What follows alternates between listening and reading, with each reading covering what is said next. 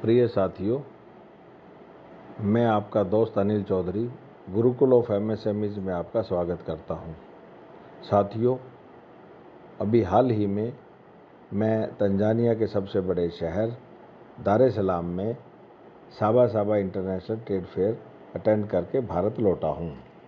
साथियों, मैंने अपने प्रवास के दौरान यह पाया कि दार ए सलाम न केवल तंजानिया का सबसे बड़ा शहर है, बल्कि यह तंजानिया की अर्थव्यवस्था की रीढ़ भी है।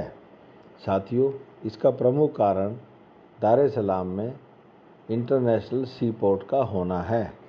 यह सी पोर्ट अफ्रीका की 3 बड़ी सी पोर्ट्स में से एक है। साथियों, इसका महत्व इसलिए भी बढ़ जाता है कि इस पोर्ट के माध्यम से 6 लैंडलॉक्ड कंट्रीज को इस पोर्ट से सामान जाता है। ये 6 कंट्रीज हैं: Rwanda, Uganda, Burundi, Zambia, Congo और मलावी। साथियों, यह पोर्ट तंजानिया के 90% कार्गो ट्रैफिक को हैंडल करती है। साथियों, दार ए सलाम एक बहुत पुराना शहर है और इसका इतिहास 150 वर्षों से भी अधिक का है।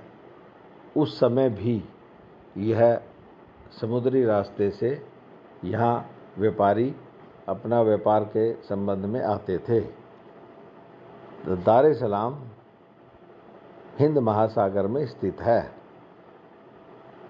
साथियों, यह एक ब्रिटिश कॉलोनी रही है और इसका असली विकास सेकेंड वर्ल्ड वार के बाद में शुरू हुआ है। साथियों, दार ए सलाम सी पोर्ट का संचालन तंजानिया सरकार द्वारा किया जाता है, परंतु पिछले कई वर्षों से यह अनुभव किया गया कि दार ए सलाम सी पोर्ट में कार्गो डिस्पोजल बहुत ही स्लो है। इसको देखते हुए तंजानिया सरकार ने भारत की एक प्रसिद्ध company Adani international ports holding private limited के साथ तंजानिया पोर्ट अथॉरिटी के माध्यम से 30 वर्षों के लिए एक एग्रीमेंट किया है, जो कंसेशन टू ऑपरेट का कार्य करेगी। इसके माध्यम से दार ए सलाम सी पोर्ट के कंटेनर टर्मिनल नंबर 2 को अडानी ग्रुप की यह कंपनी चलाएगी।